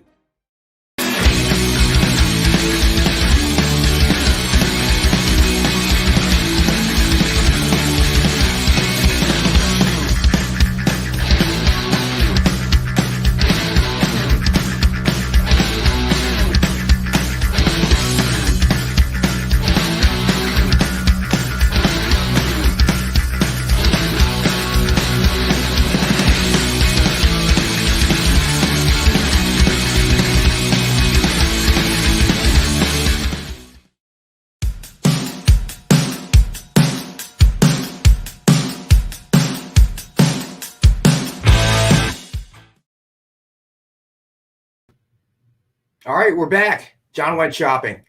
So Dave wanted to see Star Wars book, so there it is. All right, Dave, it is Star Wars #1 facsimile signed by Howard Chaikin. And we have one available for $69.99. So that is a Star Wars book, the classic cover. And it was very. I remember getting it. I got the oversized one with the entire Treasury edition. Yeah, and way back in the day, I remember reading that thing until it was falling apart. And I remember so many things were kind of different from the movie because they had to get it ready before the movie ever came out. Yeah, a lot of people don't crazy. know that. Yeah, it was crazy. But I mean, I still enjoyed it. And I didn't buy it until after I saw the movie. So that's how you could recognize, obviously, the differences and things that didn't quite sync up. But I remember, I mean, it was just a sci-fi movie on a level that we'd never seen before when Star Wars came out. So I rushed right out when I saw the comic. For our generation, we just hadn't seen that. I remember I had like a movie theater family, right? We went to drive-ins, we went to theaters. So it was like a thing we did. And we had Jaws come out. Right. And it was the first time I remember seeing movie lines like that as a little kid. Like, I didn't realize that before that people just went to the movie. They waited in line. Maybe 20 people were ahead of them. The year Jaws came out, like if you went to a theater down the shore, you waited for like 90 minutes to get into that theater. It was hot. Kids were running around and parents were upset. We would go. So the first time we got caught up in that, but then we would go, my friends and I would go in the summer to the matinees. All right. You remember during the summer, during the weekdays, in the middle of the day, they were discounting movies like it was like $1 to get in. Especially if it was raining. Yeah. Because everybody was going down the beach. And they don't, back then they didn't do anything if you just kept watching it. If you just sat there and didn't leave. It was like maybe, 10 of us, if that, okay, in the entire movie theater. So literally we watched that movie probably 13 times. Okay. Only paying for it like 4. But that was kind of how you did it. That was kind of how you did it. And Dwayne King brings up a really good point. Luke's got a red lightsaber. Yes. Like today's standards, you're like, what are you talking about? But yeah, they just didn't have all the little sort of bells and whistles attached. They didn't know. That was the problem. They really didn't know. So that was really pretty cool. So yes, Marcus, you are correct. It is a real signature by Howard Chaikin, but it is a reprint of the original #1. So facsimile reprint, whatever you want to call it, but the signature is indeed real. Hand signed by Howard Chaikin. As always, with everything that's signed here at Dynamic Forces, you'll get a certificate of authenticity, guaranteeing the signature as authentic, unconditionally guaranteeing it as authentic. Last summer, I picked up one of the cornerstones of my collection, which is the 35-cent variant of this book. Nice. Which was, there were real small print run, only in certain cities. And a guy I knew was like, hey, I have this Star Wars #1. Do you want it? And I went, yes. The answer is always yes. And he goes, okay, I want like $1,000 for it. And I went, yes. And then he shows up and it's the 35-cent variant. I'm like, here's $1,000. Don't ask me any questions. Bye. Get out of the house. Oh my gosh. And Dave Cerrone, that's interesting, right? That they shared a studio in the 80s. I mean, it's crazy. But that kind of makes sense, though, right? Because you've got all these guys. They're all groundbreakers. You know what I mean? They're all trailblazers. I can totally understand where there was not a ton of money in comics in the 80s for creators. I can totally get sharing studios. It wasn't until Image broke it loose. Yes. Yeah. I mean, Image is when people started having hockey teams and airplanes and living in Disney World for 6 months. I mean, at that point, what they were able to do was to turn the focus more towards the creators and off of the particular characters, which is as it should be, So I think that was a good moment. But there was, as with anything, any kind of significant shift, it was kind of chaotic too. But there's nothing you can do about that. I mean, change is always hard. At the time you had Bill Sienkiewicz, and I think when you get Bill Sienkiewicz, almost like it went from pop art or comic book art to me, it was the first thing that really bled over into like museum art. Right. Like modern art. I mean, you sort of look at some of the work he did, especially then, and you're like, this could be in a museum or like the New Yorker magazine, not You know what I mean? Agreed. I mean, that was a significant time for comics in that almost kind of like Kurt Flood in baseball when he finally became the first Major League Baseball player to force the owners to actually pay the players. Stevie B, we actually did not put the 10-pack on tonight. Feel free to email me if you are interested in the 10-pack. I'll get it out to you. You should have my email, or just fill out a submission form saying that you're picking up a 10-pack. Make sure you get one. But we did not actually script it. Epic Illustrated, man, those were the days. So, way back. One of the highlights of the experience has been some of the people that like Nick has introduced me to and others here at the experience. And one of those people is Howard Chaikin. So like I'm actually like I email with Howard Chaikin now. And we talk about food. So it's like talking to John ever. But he posted on Facebook and I got lost in the comments. Yesterday, Howard Chaikin had lunch with Mark Chiarello, Dave Johnson, Dan Panosian, and Bill Sienkiewicz. And I thought, gee, to be a fly on the wall at that restaurant. And, and then the first comment is from Joyce Chin.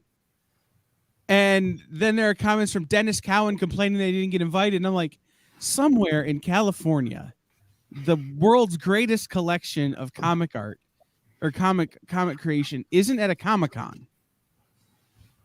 It's at friggin' like a Howard Johnson's. Nice. Howard Johnson's. That's a deep cut. You know what, Kyle? I know you probably have the pictures. You might have to dig for it, but we're going to go ahead and put up the Dynamite 10-pack tonight. So that is 10 random Dynamite titles with a cover price of $3.99 or higher. So suggested retail of $40 or higher. And as always, it is $5 as a thank you to our viewers that watch us and stick with us. We appreciate your support. So if this, at 50 cents a copy, this is always kind of a thank you item. We wanted to mix things up a little bit, but we'll probably move back towards a more familiar format on Monday, and we'll bring the 10-pack back.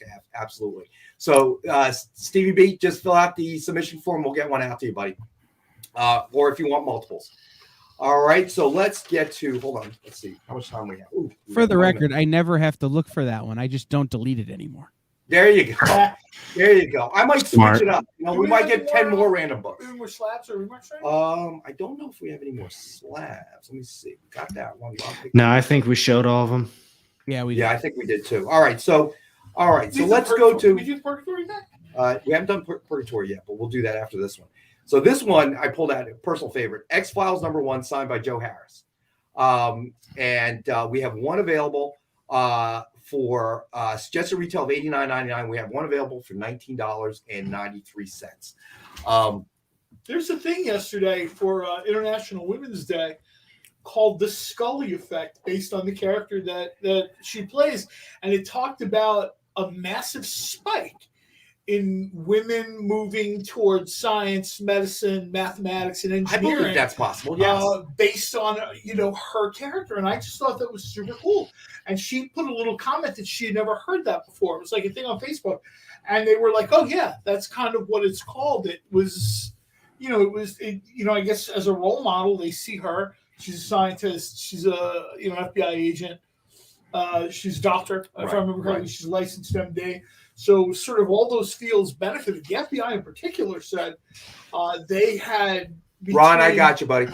Between her character and Jodie Foster's character in Silence of the Lambs, they saw a massive influx of female applicants in the FBI. And Ron, just so you know, it's $19.90. Hold on, let me make sure. 93 cents. Just letting you know. Dave, that's interesting. I did not know that. Scully was based on the Jodie Foster's character in Silence of the Lambs. I actually did not pick up on that series when it first came out. And it was my ex-wife who was religious every week. I mean, we went on a cruise and she had to watch X-Files. It was like X-Files is awesome. Yeah, well, I didn't, it was a first season. I'm like, I don't get it. Back by the middle of the first season, there were people in bars on a Friday night actually asking people to keep it down and turn it up not for a ball game, not for a boxing match, so that for like that 60 minutes, people could watch these two kind of dorky people stumble around with like the newer fluke monster and aliens and all this other stuff. It really is kind of like an example of addiction, because once I started watching then I had to keep watching. It's and like I Twin could Peaks. Yeah, like Twin Peaks. It was like Twin Peaks. Right. Everything stopped for an hour, and the whole rest of the day kind of moved around when Twin Peaks. There was another show. Alec, we're a little young for Twin Peaks, man. All right, I was gonna say I gotta look that one up now. But I was gonna say it was on for like a minute, to be quite honest with you. It was quick. It was quick. It was they just did a remake or a like a follow up to Twin Peaks not that long ago. Yeah, but, Showtime had this sort of return to Twin Peaks. Sometimes you can't. No, it's just you're right. It's like a zeitgeist thing. Like it kind of captures. I remember watching Twin Peaks with a bunch of people. I don't want to say cosplaying. That's a stretch. But there were, girls carrying logs, log lady. There were people with the suits, people ordering pie at bars in like Princeton. Right. You know what I mean? Like everything stopped. I worked there a lot, and like I would always try to make sure I got to a bar by 9 o'clock to catch. It's rare that you run into shows like that. I mean, one that comes to mind, believe it or not, was the original Miami Vice. And I remember I was still in college, and I had a job at the student union. Oh, tell me you had a sport jacket with the sleeves rolled up. When you well, we all did. Duh. Rex and pastels. I can see it. Yep. I was just gonna say Rex and pastels. Oh man, the Ferrari. Oh, I was gonna say maybe even a pop collar. Who knows? Go all out. You know what, Lars, man, a Star Trek Next Gen was very much like that as well. Yeah, I remember it became, that week the new episode came on. Everything would stop. Kind of stopped for that hour and a half. Or so and with Miami Vice in the lobby of the student union, they had the then big screen TV. You remember those monsters, right? And every student employee in the student union, when Miami Vice came out, anybody that was working that shift, we would all gather in the lobby, turn on the big TV, blasting the sound. I remember the theme song. All right. And we'd watch it every single week. It was crazy. And there's a Hans Zimmer song, right? Yes, correct. And it was, I guess you don't really get that anymore, because there's so much programming out there. There's binging. Everything is on demand now. You get it maybe a little bit with sports, right? Yeah. Like a playoff game or March Madness, everything's but not a TV series anymore. But for a TV show, everybody DVRs stuff or, we hear this all the time. We've said it on the show. Yeah, that looks cool, but I'm going to wait till all 10 episodes are done, or I'm going to wait until all 6 issues drop of a book. It's just different now. So Dwayne's a pain. God, I had one of those jackets in 7th grade. Remember the members only jackets? That was even way before that. Oh, yeah. Look, Alex, way too young to remember that. So this is how ubiquitous. This is how ubiquitous X-Files was. Ready? This is how ubiquitous X-Files was. They had young adult novels of the X-Files, which were they were the scripts from the shows nerfed for children. Yeah. Like the show is so popular that they had to make books of the show so that kids could partake in it because they couldn't watch the show. Like, so Mark it was is the saying dumbest the thing last TV show that did that was The Walking Dead. I would agree with that. So if you're still wearing a members only jacket, you're definitely one of the last members. I know, right? All right. Oh my so God, Nick told a good joke. Marcus brings us up. The Walking Dead, probably at the least last the one. first I don't 3 think or anyone 4 else got seasons that. absolutely had that vibe. Yeah. Like Sunday came, you stopped. It was The Walking Dead, and then you would put on. Oh God, what's his name? I can't think of it now. Chris Hardwick. Talking Dead. Chris Hardwick, and he would kind of do the after show, and then a lot of times the after show was sort of like I knew people that did this. My eldest niece did this. She'd watch the show, she'd watch the after show, and then she'd watch the episode again. So Marcus says maybe Game of Thrones. Yes, but because they released it that way. But I don't know. It just, I look, don't get me wrong. I love Game of Thrones, but it just wasn't wasn't that energy. I don't know. Maybe it was the seemed time. It seemed like that moment had passed a little bit. Yeah. After The Walking Dead, it seemed like that moment had passed. So, all right, you want to do Purgatory, right? I'll say super quick. I don't know if how it was for you guys. I kind of agree with Game of Thrones to an extent. When I went to college, we used to have like literally 20 to 30 people pile into a living room to watch Breaking Bad too. Every time a new episode dropped. Cool. I mean, I believe that, but I don't know. I guess just difference in technology, the way it's presented. I remember my freshman year, roommates and I would, I had 3 roommates and we would watch General Hospital during the day. Came on at 3 p.m. When I first got to college, Luke and Laura getting married. People watched General Hospital in the Student Center, and then the Student Center got cable. And you know what started on cable very shortly thereafter? MTV. And if you have not seen 300 people sit on the floor to just stare and watch Martha Quinn, and everybody had the same reaction. They came in and they're like, "What are you guys watching?" And they didn't even leave the room. Yeah, people were ordering pizzas and Chinese food. And finally, like maintenance would be like, "Go home, go back to your room." So let me get this out of the way real quick. Purgatory number 2, sold out limited edition, Teenage Mutant Ninja Turtle homage, incentive cover, variant cover by Ken Hazer, Dynamite premium metal cover, suggested retail of $100, and we have one tonight available for $69.99. I think technology has a lot to do with it because that's never going to happen again because you have your phone you can watch it off of. You have your laptop you can watch it off of. I was going to say, technology, it just changed things. It has altered how we approach this, Like, kids can't imagine going to college and not having cable. Yeah. You know what I mean? Like, wait, well, then just pull out your phone and watch something. Well, now it's not even cable anymore. It's just Wi-Fi. Yeah, I just need Wi-Fi. When I was in college, the thing to do was, and we'd still have those parties, but it would be someone would get a bootleg anime. They'd get the new season of Dragon Ball a month before it dropped in the States, and they figured out how to jailbreak the region code on it. Yep. I may or may not have been studying IT. Like, the nerdiness of it was high. Back in my college days, the biggest problem we faced was how to get the keg past the RA. We didn't have that problem because I was the RA. But like, there you go. My sophomore year was much better. We had a cool RA, so you didn't really care what we did. You got away with getting a keg in your room? How? You asked for a first floor room, and the window, you would always set up your gas grill. So there would be a ton of people there while you were. Nobody, who knew me, my roommate, and my friends wanted us messing with a propane tank and fire. Nobody. I guarantee you that. Nothing good would have happened. John, that's a very different college experience to what I had. I absolutely brought it. People always ask that all the time. True story. I brought a gas grill to college for the first year, and then after that, I was like, I think a smoker works better here.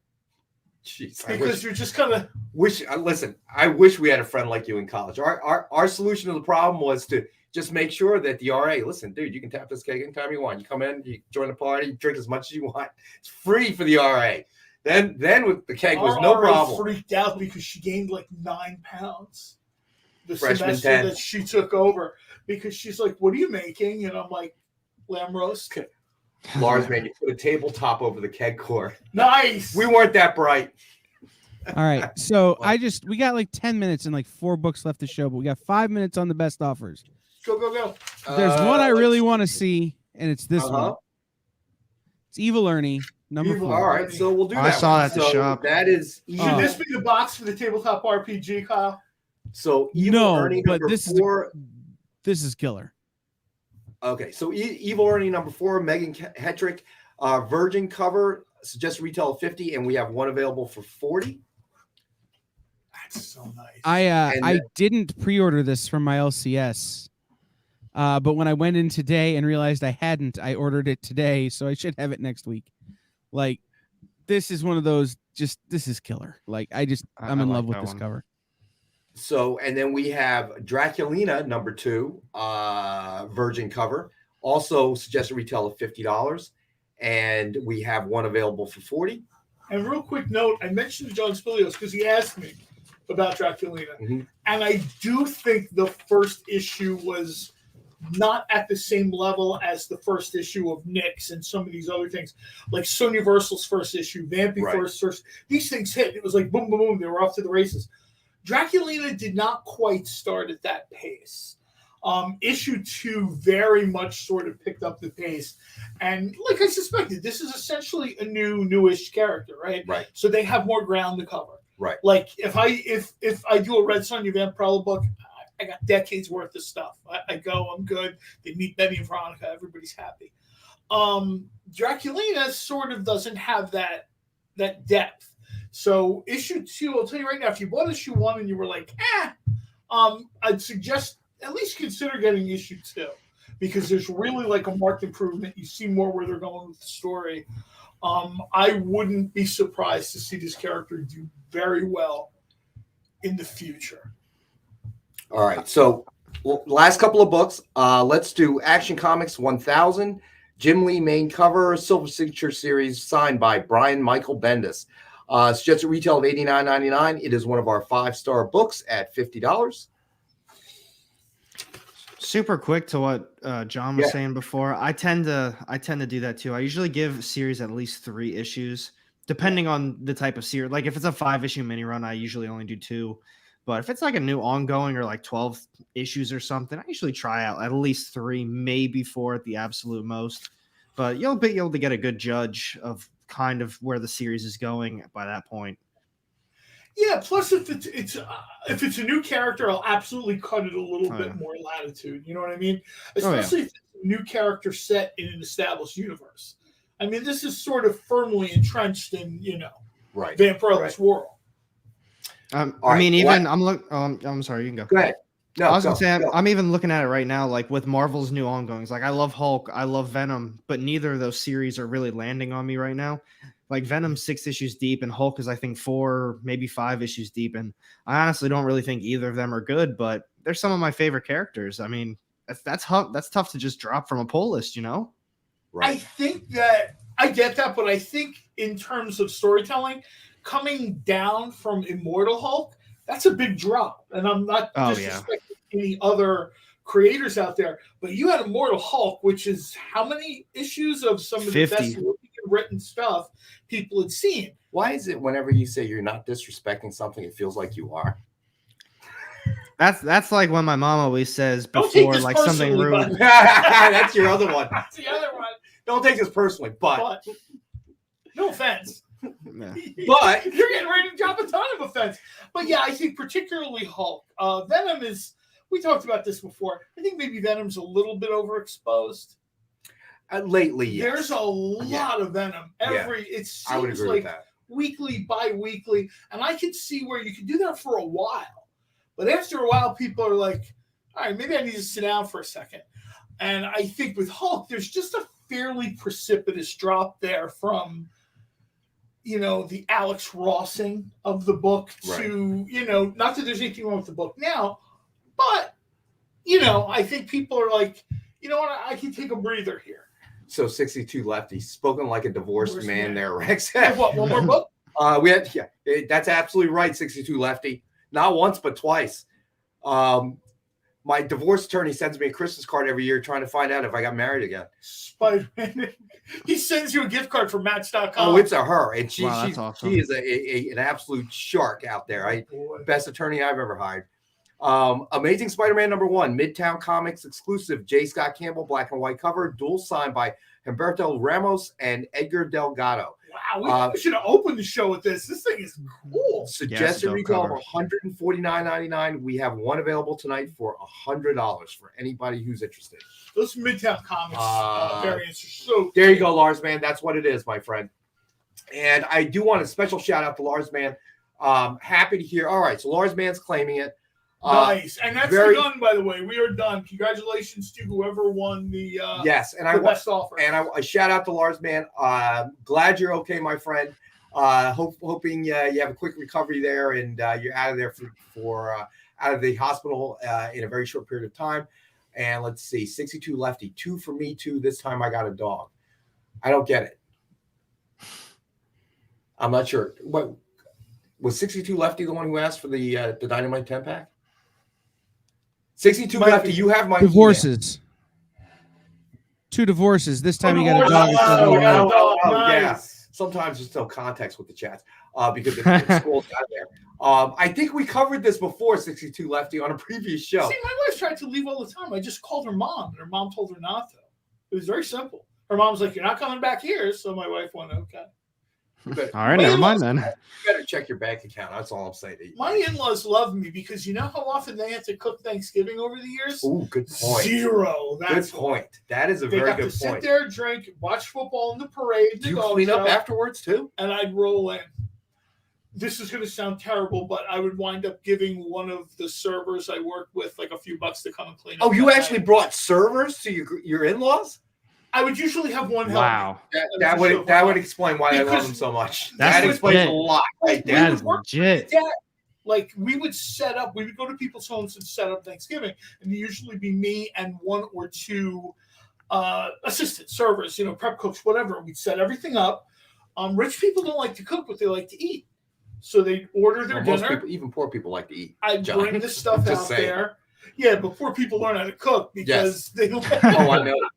Trust me, I know. And so one would always go home, and I would ask the other one, "Hey, look, why don't you come back to my in-laws' place in a couple hours, and I'll throw you a few extra bucks for cleaning up." Because by that time I was tired. I was like, no doubt. I'd worked for 7 or 8 hours, and then I had to endure family. For 7 or 8 I was hours. just saying that your in-laws would love you less if you just left the big mess and they had to clean it up. But you know how to roll there, John. So once again, I want to thank all of our viewers out there for spending your time with us tonight. We hope you had fun. Comic book day. I hope whatever you picked up you enjoyed. So be sure to catch Nick with original art on Fridays on the Experience from 7 to 8 p.m. Eastern. Check out Alec's channel, AR_comics. And I'll be back with AR on Tuesday at 4 p.m. Eastern. And then we'll be back Monday. We'll be back Monday and Wednesday of next week as well. Thanks for joining us, everybody. I mean, you guys make the show. We say it all the Absolutely. time. Hammer Nick for bigger deals. It's not my money. So that's not my. I got to just write that disclaimer down so I write Tom that can just throw it up in the disclaimer air every now and again. No, what did Kyle say? Nothing on the Experience is connected to what John just said. Nothing. John Cole's opinions are expressed solely are his and has nothing to do with us. So thank you, everybody, and we'll catch you next week. Alec, thank you. Again. Kyle, thank you again, guys. We'll see you guys.